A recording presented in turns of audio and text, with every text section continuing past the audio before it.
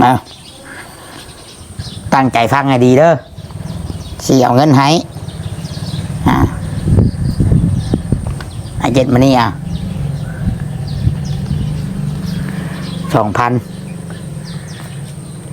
บ่ให้เป็นหนี้แล้วงงไม่ได้หาเพิ่นอยากเป็นหนี้บ่หรือบ่อยากเป็นหนี้ถามก่อนว่าตรงๆแล้วยืมก็ได้เป็นหนี้ได้ยืมบ่ได้อยากเป็นหนี้บ่หรือบ่อยากเป็นหนี้เป็นหนี้แล้วเนาะอยากเป็นหนี้บ่คันอยากเป็นหนี้สิให้เป็นหนี้คันบ่อยากเป็นหนี้ก็สิบ่เอานำจักเพิ่นแล้วเอาเว้าโลดข่อยมักคนเว้าความจริงนะในนี้น่ะผมมักคนใจแรกใจโลดร้อยแรกร้อยโลดเอาเราถามเจ้าตอบแล้วนะอยากให้เจ้าตอบนี่ก็เป็นแล้วยืมเป็นแล้วถ้าว่าจะเป็นหนี้นี่สิให้เป็นหนี้เดี๋ยวนี้คันว่าถ้าบ่อยากเป็นหนี้นี่ก็สิบ่ให้สิให้เลย2,000นี่ให้ตอบอีกเทื่อนึงตอบอีกตอบมาอยากฟังนี่เป็นหนี้แล้วว่าเจ็บหัวเก่งใจแห้งอะไรพี่น้องเนาะจนบ่กล้าเฮาเอาเงินให้ตอบอีกเทื่อนึงบ่อยากเป็นนะสิดอกตอบเบิ่งดูสิเป็นหนี้บ่หรือบ่เป็นหนี้บ่เป็นก็เป็นนะคำให้ชื่อก็ให้ชื่ออยากได้ยินเว้าสิแหละบ่อยากเป็นหนี้เนาะบ่อยากเป็นหนี้แล้วผัวได้อยากเป็นหนี้บ่หรือบ่อยากเป็นบ่อยากเป็นมีหยังสิว่าน้ำเพิ่นเว้ารถสิให้แล้วพี่น้องเอ้ยเนาะโอ้ขอบใจอะไรเอ้ยที่ตาแดงแหละ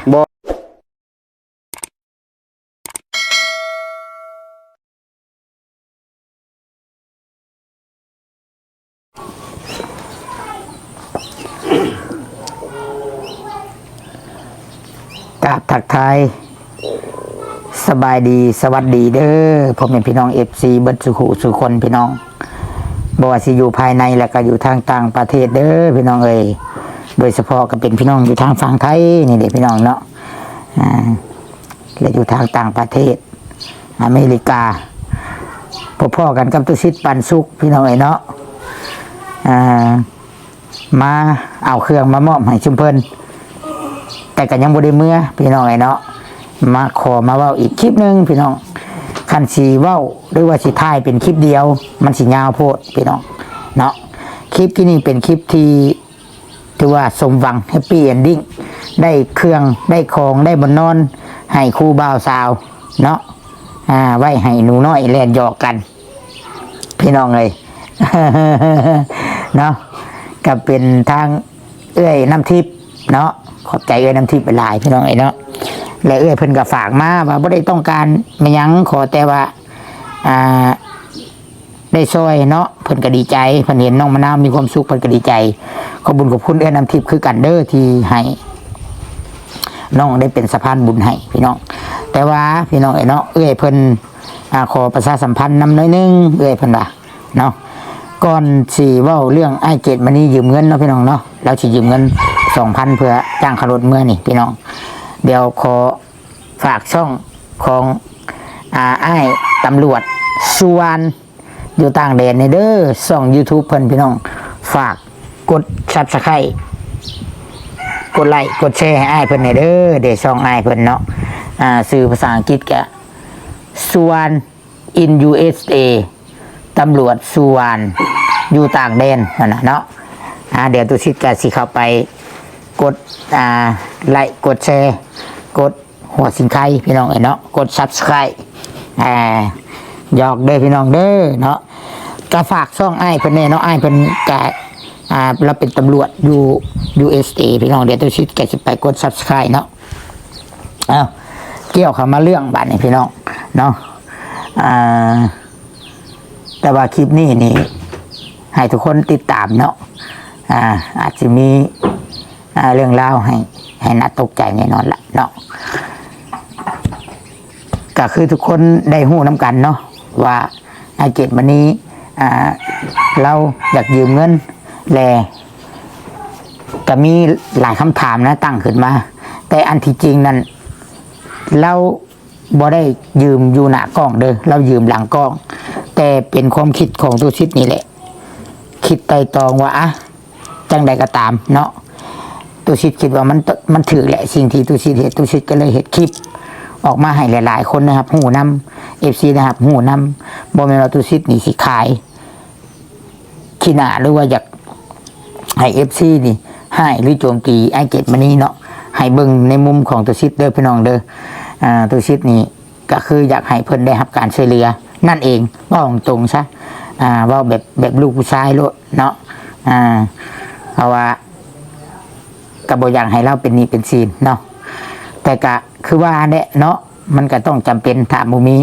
ผู้ใดช่วยกันเนาะไอเกตมานี้เนาะ แม่นนะ เราก็บ่ได้คาดหวังหรือว่าเราก็บ่ได้คงคอยวาสนาคือเราว่าวันนี้แต่อันนี้ก็คำสิให้สิด่าก็ด่าตุชิดเดอร์เพราะว่าเราบ่ได้ให้ถ่ายคลิปได้ตอนเรายืมเงินนะแต่ว่าตุชิดไต่ตองเนาะคิดว่ามันบ่แม่นเรื่องที่ผิดหรือเรื่องที่อยากอายก็เลยเว้าเสนอแบบนั้นเนาะเดี๋ยวสิเอากล้องมาเป็นกล้องมาเว้ากับผู้บ่าวสาวเนาะผัวใหม่เมียใหม่ซะเนาะแต่สิเว้าเรื่องนี้แหละเรื่องเงินเรื่องอย่างนี้แหละพี่น้องไอ้เนาะสบายดีเด้อ สบายดี เนาะเมียนบ่ได้บอกเครื่องคองคือไวแหละยันคอยเอาเมื่อเนาะ บ่ได้อย่างนั้นว่าได้ คลิปนี้ก็ให้ไอเกตมันนี้ซะเนาะติดไมค์ติดให้ผัวสู้ๆเด้อเด้อว่าด้วย สิวได้เด้อ จ้ะ สู้แล้วบ่สู้เฮาเฮงบ่มีกินได้คันบ่สู้ เอาสมมุติว่าผัวสิไปมื้ออื่นน่ะสิเว้าในใดอันเว้าสิเว้าในใดแบบผัวสิไปเลยนะ เดินทางปลอดภัยเด้อ เอาเดินทางปลอดภัยเด้อบ่ว่าในใดอีก ให้อยู่ดีไม่แห้งหาเงินหาคำได้ เจ้าไปทำงานแต่ก็ตั้งใจทำงานหาเงินเด้อเฮ้ยเด้อฝากเงินฝากคำไม่ค่อยเด้อเก็บเงินเก็บคำเด้อเจ้าจะไปหาลิ้นเด้อสิดอกติดแสพันสาวเด้อก็เบ้าซะแล้วบ่หรือว่าเอาไว้เบ้า2 คนบ่อายุ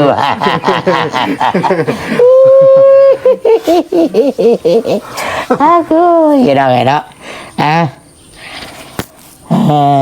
เขาเรียกเนาะเพิ่นให้กำลังใจผัวเพิ่นเลยสู้ๆเด้อเฮ้ยเด้อเพิ่นว่าแต่นี่ก็อ้ายช่ำเป็นคนบอกจังเว้าก็ได้ไอ้จิตมันนี้เนาะก็มีหลายคน FC ก็หลายตั้งคำถามมาคำว่าไอ้เจ็บมันนี้ตอบได้ก็ตอบไม่ได้ก็บ่เป็นหยังเนาะบางคนก็แต่ว่าหลายคนเลยนะที่ว่าเข้าใจแล้วก็ให้โอกาสแต่ก็มีบางคนที่ว่า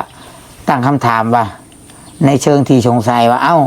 ไอ้เก็บมันนี้ไปทำงานหลายฝ่าหลายปีเลย7-8 ปี9 ปี10 ปีเลยอันบูมีเงินเก็บเงินอย่างไรบ่เงินคำไปใส่เบิดสินะอันนี้ก็คือคำตอบที่ตอบได้เฮ็ดงานมาหลายปีก็บ่แม่นว่าสิบ่ใช่แล้วก็ว่าสิหาใส่ผู้เดียวบ่แม่นลูกอยู่เบื้องดังนี่เลี้ยงลูกนำนี่เจ้าก็บ่ได้แบบว่าสิปะสิทิ่มลูกบ่แม่นว่าสิไปโตผู้เดียวบ่แม่นแบบนั้นลูกจักคนลูกตะกี้เจ้าไปกับลูกยังน้อยได้เนาะลูกยังน้อย3 คน2 คนมาแล้วมาทำงานอยู่พี่แบ่งใช้จ่ายแน่แม่นแบ่งค่าอยู่ค่ากินค่าห้องแน่แม่นแล้วก็ส่งมื้อให้ลูกแน่ส่งมื้อให้ลูกก็เดือนนึง 3,000 บัดช่วงมาคบกับเพิ่นนี่ก็มาทางนี้แน่ 4,000 แต่เฮาสิว่าแม่นสิว่ามีผู้สาวหรือว่ามีเมียใหม่แต่ถิ่มลูกมันก็เป็นไปบ่ได้อีกเป็นไปบ่ได้มันก็บ่แม่นลูกผู้ชายได้พี่น้องกันเฮ็ดแบบน่ะอันนี้คือคำตอบของเจ้าแม่นและตอนที่เจ้าอยู่ไทยนี่ไผเลี้ยงลูกแม่เฒ่าแม่ของลูกแม่ของเมียเก่าแม่นให้เพิ่นเบิ่งให้เดี๋ยวนี้ก็อยู่น้ำเพิ่นบ่นี่ก็อยู่น้ำเพิ่นอันนี้คือคำตอบเด้อพี่น้องว่า ในเมื่อว่าทำงานอยู่ไทยหลายปีแล้ว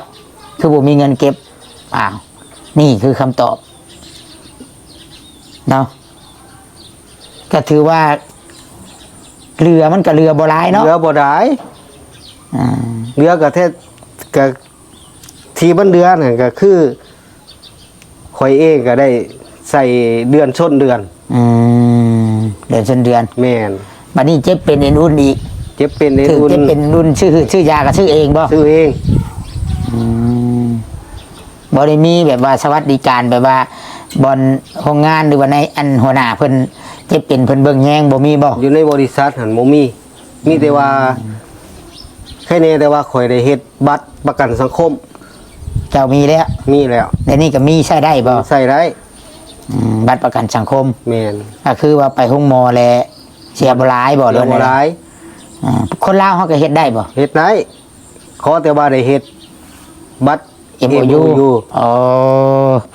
อันนี้ตุชิดก็บ่เข้าใจเนาะพี่น้องเนาะในส่วนตรงนี้แต่ว่า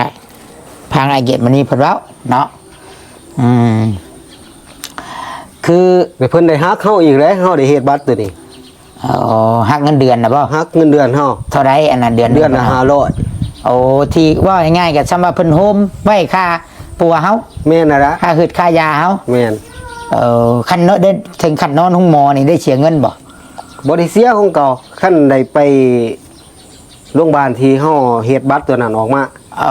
ต้องเฮ็ดเฉพาะโรงพยาบาลใดเลย แม่น อยู่เป็นหยังได้เข้าโรงพยาบาลนั้น แม่นคัน อ๋อ คันไปหม่องอื่นนี่เสีย บัตรก็มีบ่น้ำเจ้าเดี๋ยวนี้ มีบัตรประกันสังคมนะ อยู่น้ำเจ้าเลย อยู่น้ำข่อยเลย โอ้พี่น้องไอ้เนาะเอาอันนี้ก็คือคำตอบอีกที่ว่าเงินคำแล้วแบ่งไปใช้แน่บ้านนี้ค่าของชีพอีกเนาะ โอ้ ชื่อนั่นชื่อนี่ ชื่อนั่นชื่อนี่ คาบหนึ่งเท่าไรคือเขาเคยเว้ากันอยู่ได้เนาะเขากินข้าวสมมติว่าคาบ1 จานหนึ่งทั้งน้ำอีกสิเบิดประมาณเท่าไร 50 บาทนี่บ่ บรูด บ่พอกินได้ บ่พอกิน แม่น คันว่า ได้มันก็คาบละ100พุ่นที เชื่อมันอยากM100เพราะว่าเนาะ อยากอีก100ก็เพิ่มมาอีก M100จักบาทใช่เดี๋ยวนี้เนาะ 20 บาท เด้อ เซเว่นได้น้ำห่าง อันนี้คอยกะสัมภาษณ์เพื่อก็อยากให้เทิงน้องมะนาวแล้วก็ไม่เท่าเพิ่นได้ยินนํว่า การที่ผู้หนึ่งหาเงินนี่บ่แม่นว่าเฮาเงินเดือน10,000มันสิได้10,000เบิดเลยบ่แม่น โมเมน บ่แม่นเด้อคัน10,000นี่เหลือ 5,000 นี่ก็ถือว่าดีได้ถือว่าดีได้คันว่าเบิดค่าใช้จ่ายน่ะได้ 5,000 น่ะถือว่าเหลือหลายได้ฮะ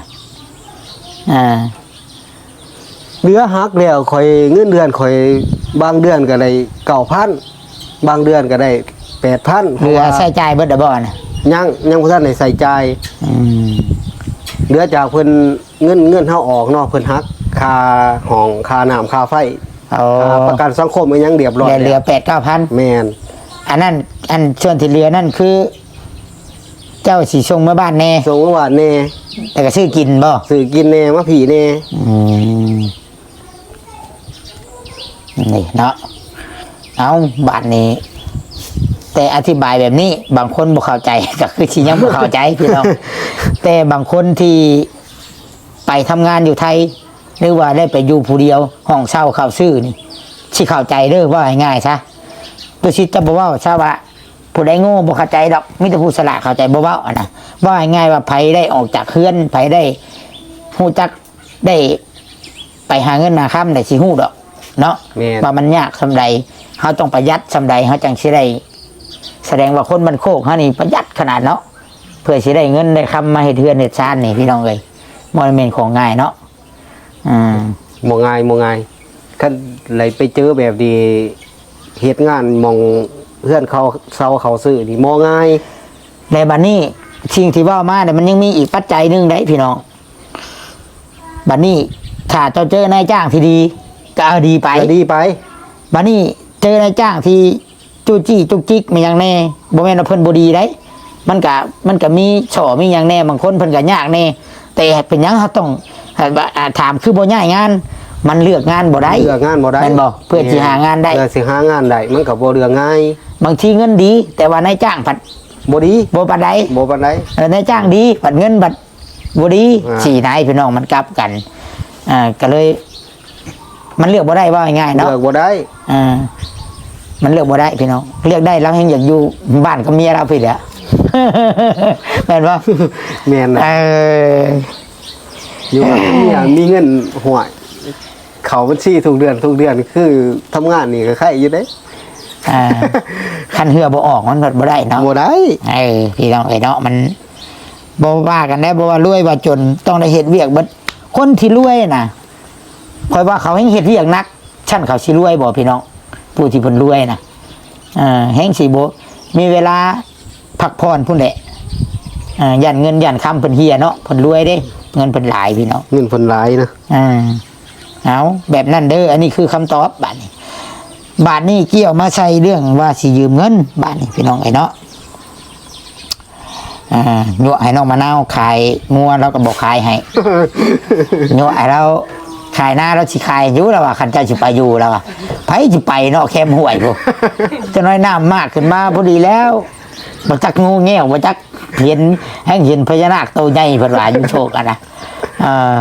โชว์นั่นแล้วไม่โชว์งั้น เห็นงูใหญ่ บอกบุญเพื่อนพี่ตัวใหญ่บ่ แต่จันได้เห็นพี่จันทางไปหน้าวันนี้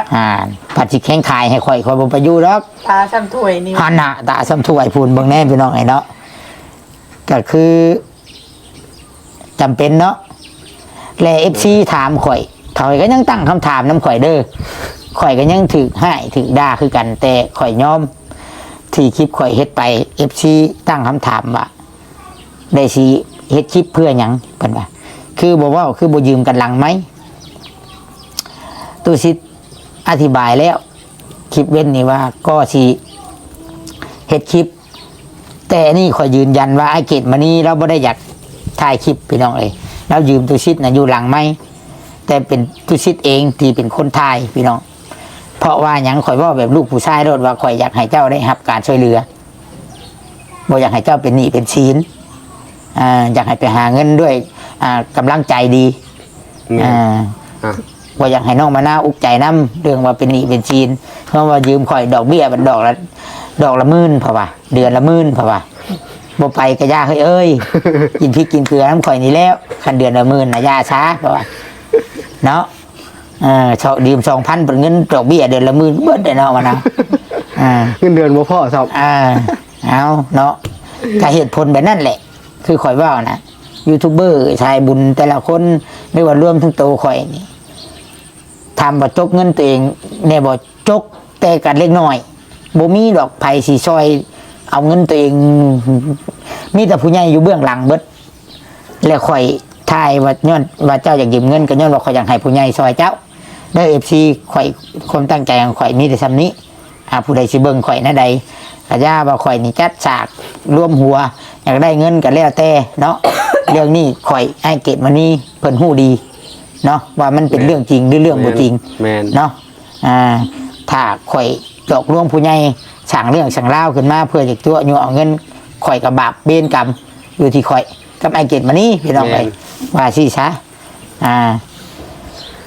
พร้อมเด้อบ่พร้อมสิเป็นดอกพร้อมสิเป็นหนี้เด้อบ่ดอกเบี้ยพร้อมบ่ดอกเบี้ยอันลายกับพร้อมบ่ดอกเบี้ยข่อยเอา10,000บ่ได้ถามผัวบ่แต่เจ้าถามแล้วดูเจ้าแล้วถามผัวจ้ะอันนี้ถามพร้อมเด้อบ่เฮ้ยถามดูเจ้าพร้อมสิเป็นหนี้แล้วบ่เฮ้ยสิเป็นหนี้เด้อบ่พร้อมพร้อมเด้อพี่น้องเด้อเราพร้อมเนาะพร้อมเป็นหนี้พร้อมสู้พร้อมในเมื่อว่าเราพร้อมจะสิจะมานั่งยับไปใกล้ผัวบ่ต้องติ้งอยู่ว่าแน่ผัวขอออกกล้องน้ำแน่เนาะนี่ให้ตอบอีกว่ายืม 2,000 พ่อป่ะยืม 2,000 ถามเมียก่อนมันจะพอว่า 2,000 จักว่าแหละ 3,000 ที่ยืม3 บาทนี่3บ่ข่อยมีแต่2ก็แล้วแต่เจ้ามีแต่2มี2กับ2มี2ก็ยืม2เนาะเพราะว่าข่อยมีแต่ 2,000 พี่น้องไงเนาะถือมานี่มีแต่ 2,000 เด้อดอกเบี้ยก็แล้วแต่เพิ่นสิให้พี่น้องไงเนาะหรือว่าในใจก็ได้เดือนละ10,000แล้วดอกเบี้ยก็ได้เนาะคงบ่เว้าให้ชุดว่าอยากยืม 3,000 เนาะเพ ของว่าอยากยืมซองก็เตรียมมาแต่ซองไงได้พี่น้องเนาะความสามารถตัวซิจะเฮ็ดได้ซำนี้เนาะต่อบัตรเท่าไหร่แน่ต่อบัตรเอา ตอนไปนี่ยังบ่ฮู้ตอนมา1,200ทั้งนั้น ต่อบัตรฮอด1,200 แม่นแล้วก็มาทั้งเฮานี่200กับ20บาทบัดตอนไปนี่บ่ฮู้จักทั้งนั้นสิเอาเท่าใดทั้งนี้สิเอาเท่าใด ต่อบัตรยังต่อบัตรนะ กับบัตร บัตรได้ค่ารถได้ค่ารถทัวร์ได้เท่าไหร่ ค่ารถสื่อปี700 700เนาะเอาเงินให้ก่อนฉากก่อนเนาะพี่น้องเอ้ยเพิ่นยืมเนาะ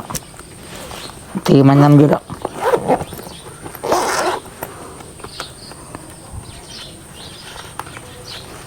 เป็นสักขีพยานนำกันพี่น้องเลยเนาะอันนี้เงินค่อยเดือบ่ได้ใส่บัดเนื้อบัดโตไม่น่าตัวชิดอะไรพี่น้องไงละเดือนชนเดือนด้วยกันข่อยก็ได้ผู้เอ้ยข่อยก็ได้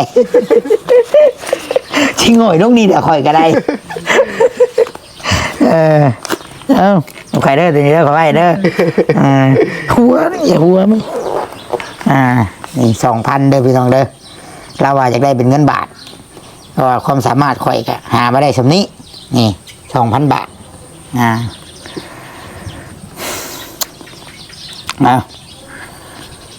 ตั้งใจฟังให้ดีเด้อสิเอาเงินให้เจ็ดมานี่2,000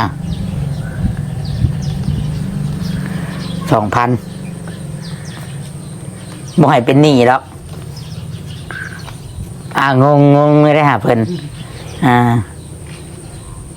อยากเป็นหนี้บ่หรือบ่อยากเป็นหนี้ถามก่อนว่าตรงๆแล้วยืมก็ได้เป็นหนี้ได้ยืมบ่ได้อยากเป็นหนี้บ่หรือบ่อยากเป็นหนี้เป็นหนี้แล้วเนาะอยากเป็นหนี้บ่คันอยากเป็นหนี้สิให้เป็นหนี้คันบ่อยากเป็นหนี้ก็สิบ่เอานำจักเพิ่นแล้วเว้าโลดข่อยมักคนเว้าความจริงนะในนี้น่ะผมมักคนใจแรกใจโลดร้อยแรกร้อยโลดเอาเราถามเจ้าอยากให้ตอบแล้วนะอยากให้เจ้าตอบนี่ก็เป็นแล้วยืมเป็นแล้วถ้าว่าจะเป็นหนี้นี่สิให้เป็นหนี้เดี๋ยวนี้คันว่าถ้าบ่อยากเป็นหนี้นี่ก็สิบ่ให้สิให้เลย 2,000 นี่ให้ตอบอีกเทื่อนึงตอบอีกตอบมาอยากฟังนี่เป็นหนี้แล้วหัวเจ็บหัวเก่งใจแห้งอะไรพี่น้องเนาะจนบ่กล้าเฮาเอาเงินแนวเงินให้ตอบอีกเทื่อนึงบ่อยากเป็นนะสิดอกตอบเบิ่งดูสิเป็นหนี้บ่หรือบ่เป็นหนี้บ่เป็นก็เป็นนะคำให้ชื่อก็ให้ชื่ออยากได้ยินเว้าสิแหละบ่อยากเป็นหนี้เนาะบ่อยากเป็นหนี้แล้วผัวได้อยากเป็นหนี้บ่หรือบ่อยากเป็นบ่อยากเป็นทำบ่อยากเป็นก็ถือว่าโมฆะพี่น้องบ่ให้เป็นหนี้ก็ได้ถือว่าเอาให้ละเนาะขึ้นข้างแล้วว่าตอบนะไม่ได้มุกใจได้ดีมีแห้งฟังบาทนี่แต่ว่าบ่แม่นเงินข่อยดอกพี่น้องเอ้ยเนาะ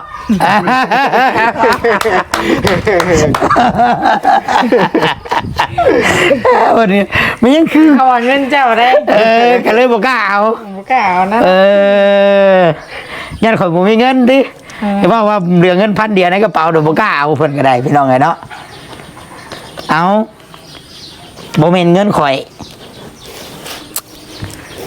ที่ข่อยเอามามอบให้นี่แหละจุดประสงค์ที่ข่อยอยากข่อยเฮ็ดคลิปเพื่อว่าอยู่มีผู้ซอยแบบนี้แหละพี่น้องเอ้ยจากพังบ่ไผเอาให้อย่าให้ได้อยากฟังอย่าให้เด้อผู้น้ำตาเกิมหน่วยแหละพี่น้องดีใจบ่สิบ่ได้เป็นหนี้แหละดีใจแล้วแม่ผัวสิให้แหละมะนาวนะผู้ที่เอาเงินให้ก็คือเอื้อยน้ำทิพย์มีอย่างที่ว่าน้ำเพลินว่ารถที่ให้แล้วพี่น้องเอ้ยเนาะโอ้ขอบใจอะไรเอ้ยที่ตาแดงเลยบ่น้องก็สิบ่เฮ็ดให้เอ้ยผิดบังก็สิขอสู่ต่อไปให้เอ้ยเห็นว่าชีวิตน้องนี่สำใด สู้ไปตลอดขอให้เอื่อยอยู่ดีไม่แห้งควบเจ็บบ่อยอะไรควบไข้บ่อยมีขอให้มีความสุขตลอดไปโศกให้มาน ย่อขึ้นใช้หัวมือน่ะ เออเห็ดหยังบ่ถึกบ่ยังคืนว่าพันไปบ่เดี๋ยวนี้น่ะ คิดว่าพัน ผู้นี้ก็จนสิให้พี่น้องเลยเนาะอันคอยบ่ห้ามนี่ถือว่าให้เนาะถือว่าน้ำตาลูกผู้ชายก็บ่เป็นหยังเนาะให้ก็ให้จังได๋ก็อดเอาอดเอาต้องเข้มแข็งมีกำลังใจบ่บัดนี้ มีกำลังใจ คอยพูดเอาให้นี่คอยก็เชียร์คือกันพี่น้องดีใจเนาะ2,000 บาทนี่พี่น้องเอ้ย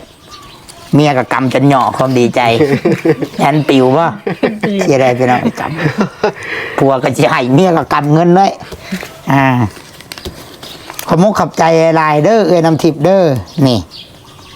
เพิ่นโอนมาให้เป็นเงินกีบ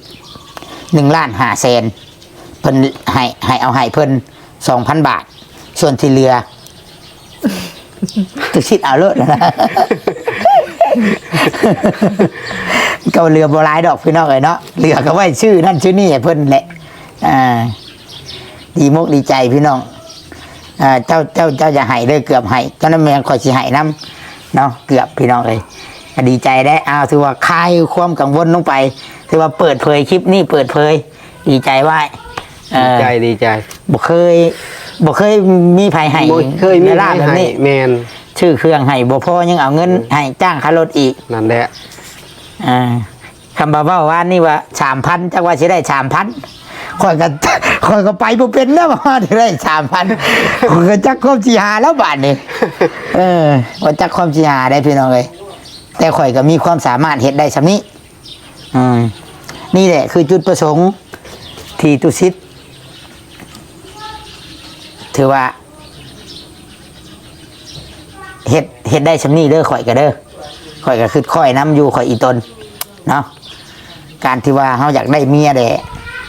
ปัญหามันก็หลายพี่น้องเขาก็บ่ฮู้ว่ามีปัญหาอย่างแม่สำหรับไอ้เกมอันนี้แต่ว่าทุกอย่างมันต้องใช้เงินใช้คำแต่ลูกเมียเขากับมักหักกับแพงแต่ก็ว่าหลายคำมันก็สิอยู่ในใจเนาะแต่จังใดก็ให้สู้นะคิดว่าผู้ใหญ่เพิ่นก็บ่ได้ปะได้ถิ่มอย่าเด้นี่แต่อย่าเฮ็ดให้เพิ่นผิดหวังถึงว่าบทตอบแทนบุญคุณก็คือเขาว่าเนี่ยอย่างนี้ละคุณเพิ่นอย่าเฮ็ดให้เพิ่นเชื่อมเชียว่าเพิ่นซอยคนพิษยังคิดว่ายังมีหลายๆเรื่องที่จะเป็นเรื่องดีมันขึ้นอยู่กับเจ้าเด้อบัดนี้เด้อตื่นเลยตีบัดนี้ตื่นเลยที่นี่คือตอบ3 เทื่ออยากเป็นหนี้เปล่าบอกเงินเจ้านะบอกเงินเจ้าบ่ได้คิดจังดีเลยว่าสิเอาเงินมาให้ว่าถามเจ้าเดือคิดว่ายืมนะคิดว่านั่นใดก็สิเอาเงินมายืมของว่าจริงจังซั่นติถ้าไอ้เกดมื้อนี้ได้คิดอยู่ว่าข่อยสิมีความสามารถเฮ็ดให้ผู้ใหญ่นี่ให้โอกาสเจ้าคิดอยู่บ่คิดว่าข่อยซอยได้เนาะซอยได้แต่บ่คิดว่าสิมาแบบนี้แม่นบ่คิดว่าสิมาแบบนี้ข่อยก็วางแผนไว้แล้วพี่น้องถ้าว่าผู้ใหญ่บ่ให้โอกาสก็คิดว่าข่อยก็สิให้เพิ่นยืมแต่ก็จะบ่ถามว่ายามใดเพิ่นสิใช้น่ะบ่ถามดอกถือว่าให้โอกาสกันแบบว่าช้ำเอาเขาเอิ้นยังเอากระเป๋าเข้าออกแต่บ้านเนาะบัดนี้เนาะคิดนักใจเนาะบัดนี้พ่อหรือบ่พ่อกะว่ากันนะแม่เฒ่ามีบ่มีน้อยมีหลายก็ยืมแม่เฒ่าไปก่อนบัดนี้แห่อีกนำ500นำ1,000ชุมเจ้าอันนี้ถือว่าผู้ใหญ่เพิ่นช่วยให้แลผัวติดไทยยันบ่พอกะแต่ไหนเพิ่นสิฮอดสิถึงบ่อนทำงานเนาะคันว่าเพิ่นว่ายืม 3,000 ได้ 3,000 มื้อน่ะเนาะหักจักเลยเทวดาเพิ่นให้มาซำนี้เฮาก็เอาซำนี้เฮาบ่เป็นคนโลภมาก หรือว่าได้คืบหรือว่าจะเอาศอกเพื่อนว่าชำสุขชิตเดเนาะเอาแบบนั้นเนาะเอา บ่ได้เด้อ เฮ้ย ได้ซ้ำคืบเขาก็เอาคืบนี่แหละ เอามีหยังบาทเลยที่ว่าบอกมะนาวมีหยังที่ว่าบอกจะปิดชิปจี เด้อใจได้เอ้ยน้ำทิพย์เด้อเอ้ยอยู่ดีพี่แห้งเจ็บแรงไข่มีร่ำไปด้วยใช่ไหม ถูก ฝากถึงเนาะสำหรับไอเก็บวันนี้เว่าเบิร์ดจะบอกความในใจบัดนี้ เบาเบิดละ เบาเบิร์ดแล้ว สำหรับทริปนี้เบาเบิดละ เบาเบิร์ดแล้วมืออื่นจังว่ากันอีกเนาะ ว่ากันอีก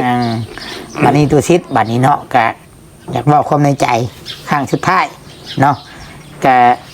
จะนำเสนอแล้วก็จะช่วยให้เอาแต่ความเป็นจริงเนาะจะบทตัวบทหลอกลวงพี่น้องเนาะจะรักษาคุณงามความดีจะเหตุให้ทุกคนคนที่เข้ามาเบิ่งนี่บ่ผิดหวังบ่ให้ผิดหวังน้ำคือกันเนาะแต่ก็ขอบบุญขอบคุณเนาะเบิดทุกคนเด้อที่ติดตามรับชมและเป็นกำลังใจให้ตุสิกสิสอนและสิบอกแต่สิ่งดีๆให้น้องมะนาวแล้วก็สิแนะนำแต่สิ่งดีๆให้กับครอบครัวเพิ่นพี่น้องเนาะตัวใดบ่ดีก็สิคอยบอกคอยอันนั้นเอาพี่น้องก็ฝากเป็นกำลังใจให้แน่เบิดทุกคนแน่พี่น้องเฉพาะกับครอบครัวน้องมะนาวแล้วก็ผัวเพิ่นสิเดินทางแล้วมื้ออื่นพี่น้องเนาะขอให้เพิ่นเดินทางปลอดภัยตั้งใจหาเงินหาค่ำเนาะให้ได้ตามที่วางไว้ได้กลับมาอยู่ลูกน้ำเมียเนาะอย่างปลอดภัยเนาะขอบคุณเบิดทุกคนเด้อขอลาไปก่อนเด้อพี่น้องเด้อสบายดีพี่น้องสบายดี กำไปเลยเนาะใช่